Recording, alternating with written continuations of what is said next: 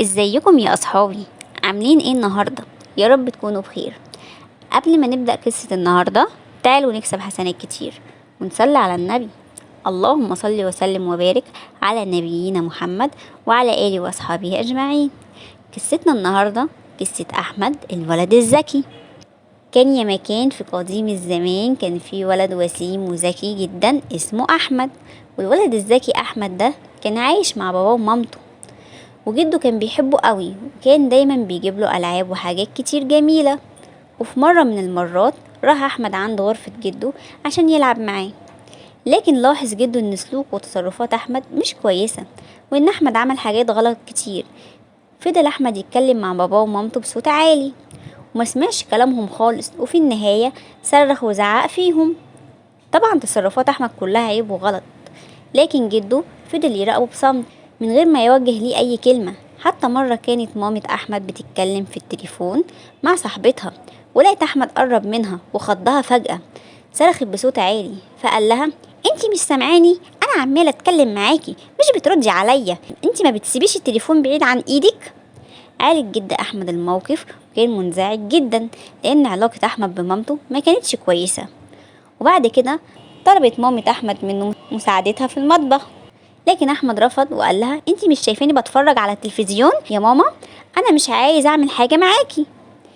كمان في مرة من المرات رجع بابا أحمد من شغله كان تعبان ومرهق جدا، وقبل ما يقعد على الكرسي أحمد جه جري وسبقه وقعد على الكرسي قبله ومحترمش باباه خالص، وده طبعا غلط. فضل جد أحمد يتابعه وكان متضايق جدا منه ومن تصرفاته اللي كلها غلط، وكان نفسه يكون أحمد ولد محترم وكل الناس تحبه.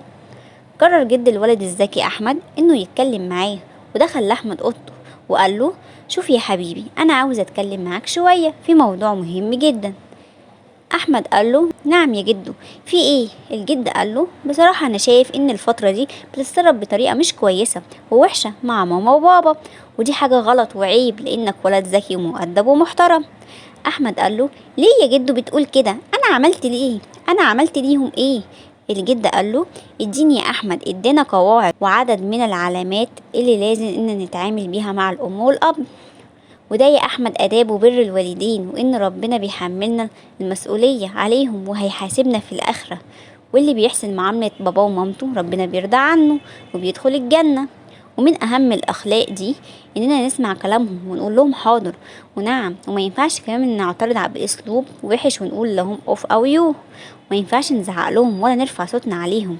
ولازم تكون صبور وتسمع كل الكلام لحد ما يخلصوا وما تقطعهمش في الكلام ابدا، وبعد كده لو عايز تقول حاجه تقدر تقول لها بادب.